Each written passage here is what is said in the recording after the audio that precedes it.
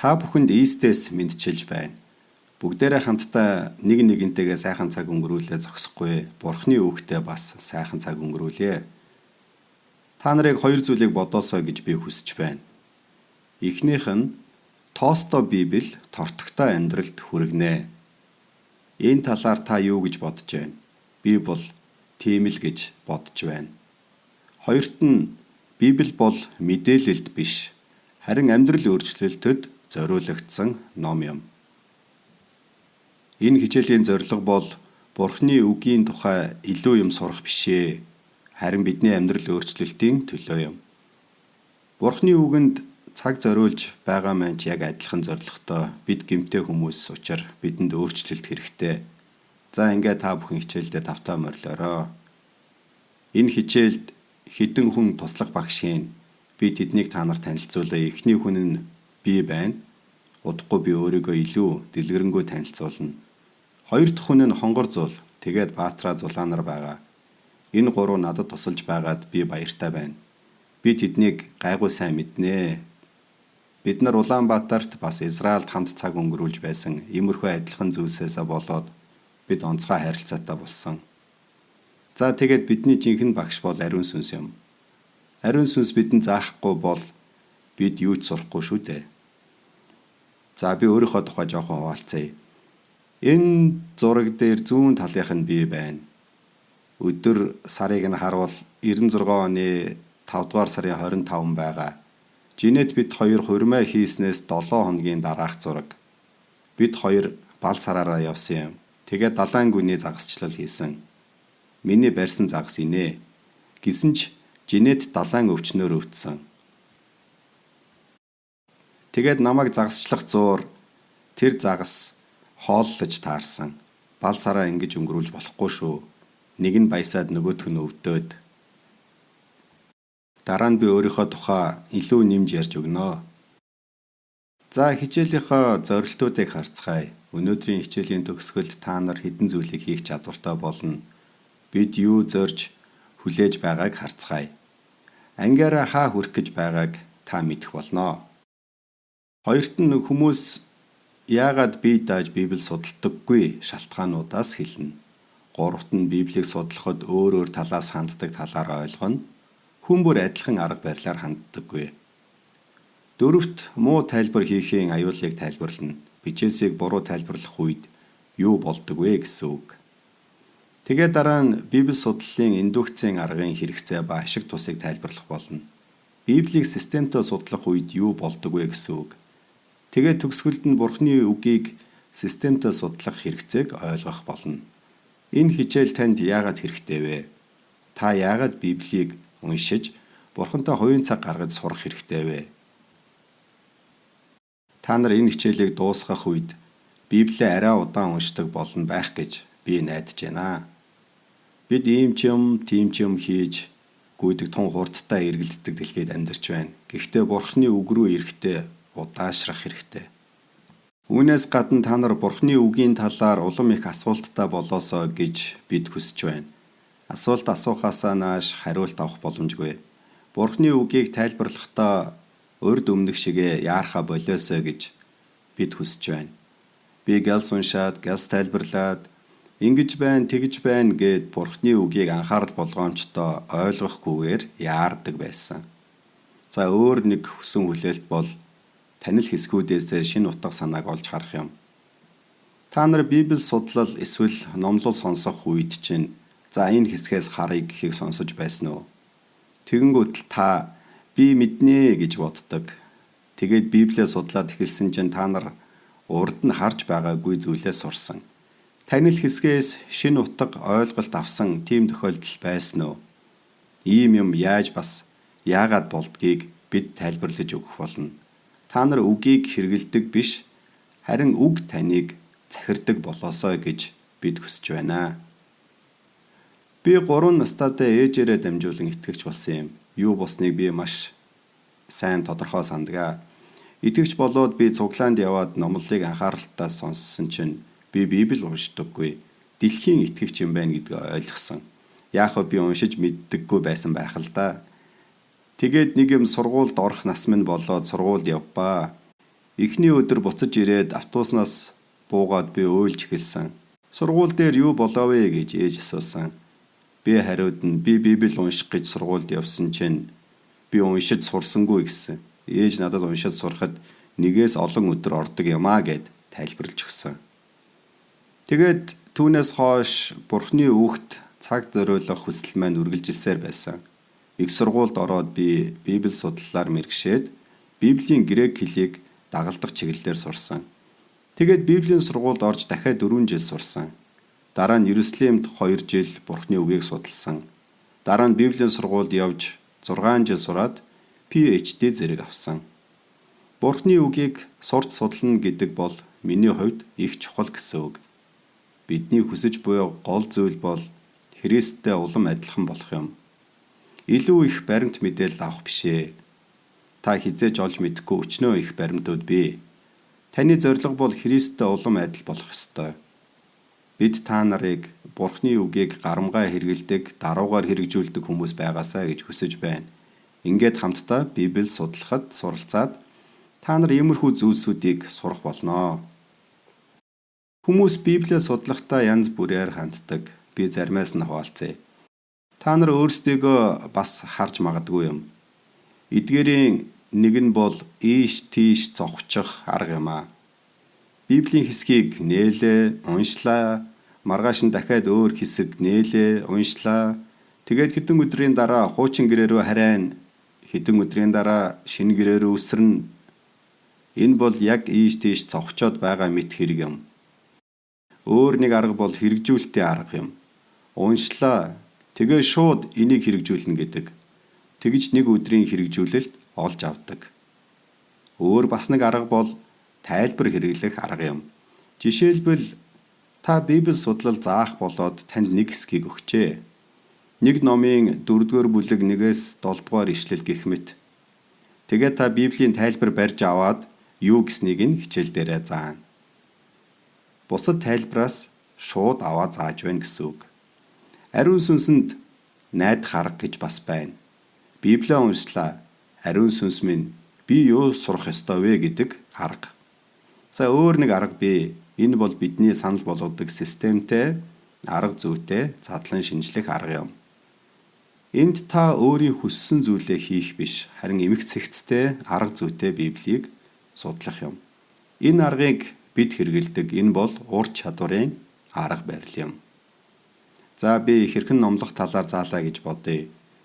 Тэгээд номлол бэлдэх талаар 1-2 ном та нарт өгөөд дараа нь шалгалт авна. Та нар номлолын талаар илүү сурлаа. Харин номлох ур чадвар эзэмшээгүй гинэ. Ур чадварт дадлах хэрэгтэй байдаг. Та юу ч сурсан, Библи судлал, теннис эсвэл нэг спорт сурахад хугацаа орно. Сурч байхдаа заримдаа алдаа гаргана. Тэгээд хэн нэгэн хүн таныг засаж залруулж өгнө. Та сайжирна. Илүү дээр болно. Хэсэг хугацааны дараа та дээрцээр байгаа тэр ур чадвартаа сайн болно. Библи судлах арга зүй нь яг адилхан. Тийм учраас энэ хичээл бол та нарын үздсэн бусад хичээлүүдээс өөр байгаа. За тэгэхээр хичээл яаж явагдах вэ гэвэл бүгдээрээ нэг ойлголттой болох хэрэгтэй. Хичээлийн танилцуулга зөв ойлгох хэрэгтэй. Хүмүүс хичээлийн танилцуулгыг бүрэн уншдаггүй. Гэхдээ та нар харин аль хэдийн уншаад уншсан зүйлээ ойлгосон гэдгээ эсвэл ийм тийм асуулт байгаа гэдгээ биднэрт имэйлээр мэдгдсэн гэж найдаж байна. Энэ бол хичээл эхлэхээс өмнө хийх ёстой даалгаврын чинь нэг байсан. Бид 2 зүйлийг зорж байгаа. Эхнийх нь та нар хичээлээ бүрэн ойлгох. Тэрийг бид одоо хийж байна. Тэгээд Библийг системтэй судлах шаардлагыг ойлгох. За та нар хичээлийн танилцуулга дахиад нэг хараарай. Яагаад гэвэл тэр чинь энэ хичээлийн чиглүүлэгч чинь болох юм. Дээр нь хичээлийн тэмдэглэлүүд байгаа. Бүгдийг нь популэд оруулсан. Тэндээс аваад хэрэглээрэй. Хүсвэл хэвлэж аваад дээр нь бичиж болно. За та нараас 2 энгийн асуулт асууя. Эхнийх нь хүмүүс яагаад өрөөндөө суугаад Библийг судалдаггүй вэ? Яагаад? Хүмүүс бүгдээрээ л хөөх Библи унших маш чухал гэдэг. Тэгээд та уншдгүй. Үгүй ээ. Гэхдээ л чухал шүү. Яагаад? Тэд ихэвчлэн үүнийг чухал ажлын тоонд оруулдаггүй. Чухал гэхдээ тэргүүн чухал биш. Яагаад? Тэд нар үүнийг эхэлж хийх зүйлдээ оруулдаггүй. Заримдаа тэд Библийг өнөө үед хамаагүй гэж боддог. Библи бол чухал, гэхдээ бид 21-р зуунд амьдарч байна. 1-р зуунд биш шүү дээ. Өнөө үед Библи биднэрт хамааралгүй гэдэг. Тэд бас Библийг хаанаас нь эхэлж судлахаа мэдэхгүй байна гэдэг. Яаж эхлэх вэ? Эсвэл тэд өөрөө уншаад ойлгож чадахгүй гэж боддог. Өөрөө уншаад ойлгоход дэндүү хэцүү байна гэдэг. Танд иймэрхүү бодлоо төрж байсан уу?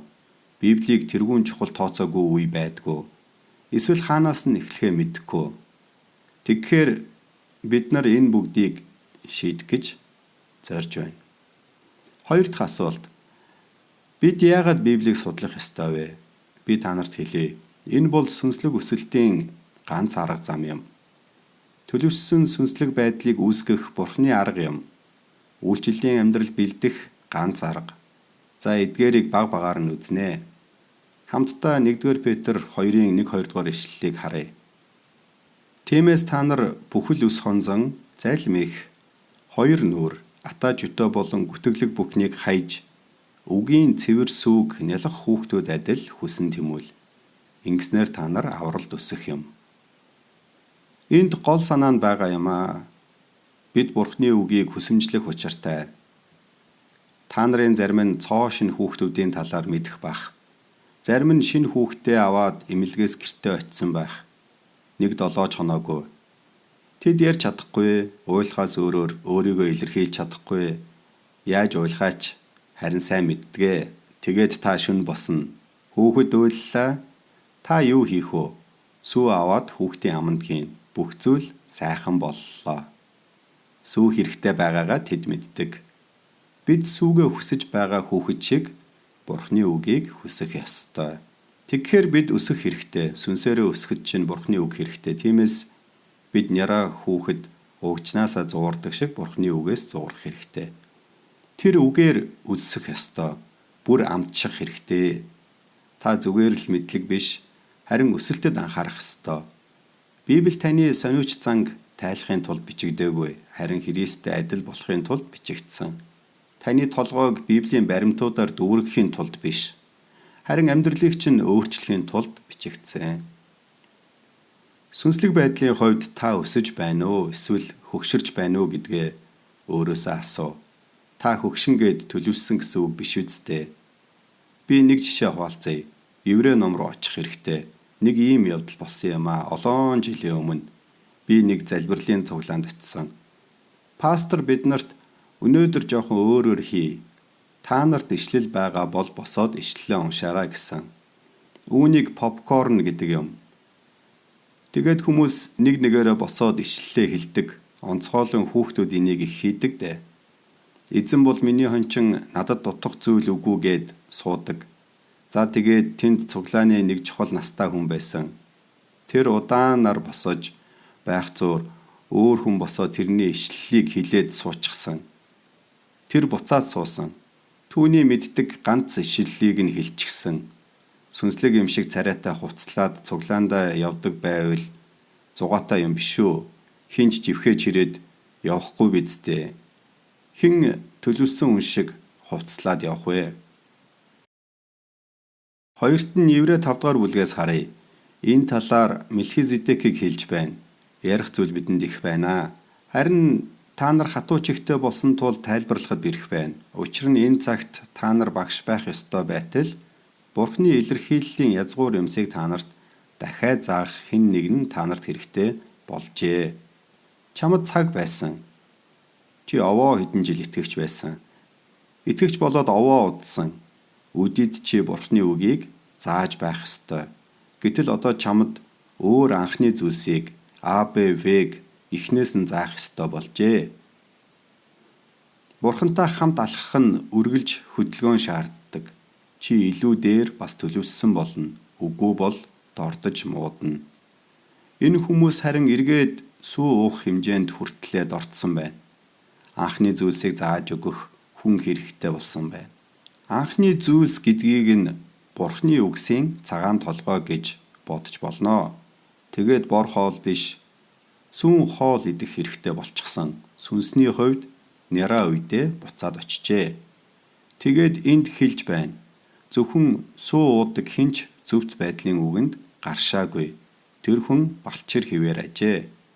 Тэр хүн 60 настай ч Бурхны үгтэй сүү шиг харьцаад байвал тэр балчир хүүхэд хിവэр байна гэсэн үг.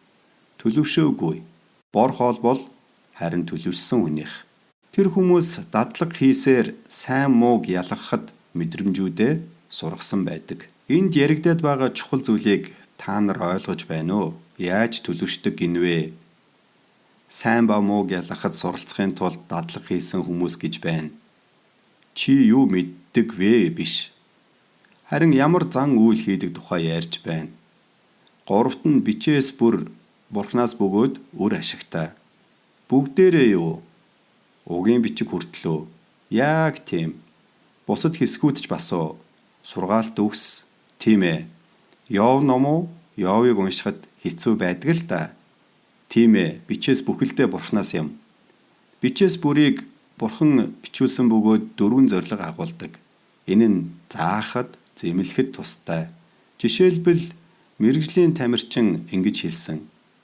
Би итгэвч болсон. Бурханы үгийг унших хүртлээр гэрлэлтэд дайжгүй байна гэж бодсон. Үгийг уншаад ямар гонигтай амьдарч байгаагаа ойлгосон. Библи зэмлж чаддаг. Юу буруу байгааг хэлж өгдөг. Тэгээд залруулдаг гэж байгаа. Үг нь таны асуудлыг хэлээ зогсохгүй, шийдлийг бас өгдөг. Тэгээд зөвхт байдалд суралцахад тустай. Яг л тамирчин хүн бэлтгэл хийдэг шиг зөв амьдрахад чинь чамайг бэлдэж өгнө. Энэ нь яг аав юм уу ээж шиг үүрэг гүйцэтгэдэг гэсэн үг. Та чуулгандаа эсвэл өөр хаанч байж болно. Үг нь таныг насан туршийн үйлчлэлд бэлддэг. Яагаад? Энэ нь Бурхны хүн чадамгаа аливаа сайн үйлд бүрэн бэлтгэгдсэн байхын тулд юм. Ийм л учраас бид Бурхны үгт цагаа зориулдаг. Үр дүнд нь хүмүүс Бурхны үг дотор үйлчлэлд зэвсэглэгдэх болно. За анхаарал тавьсанд баярлалаа. Удахгүй хазам 2-оор эргээд уулзъя. Түр баяртай.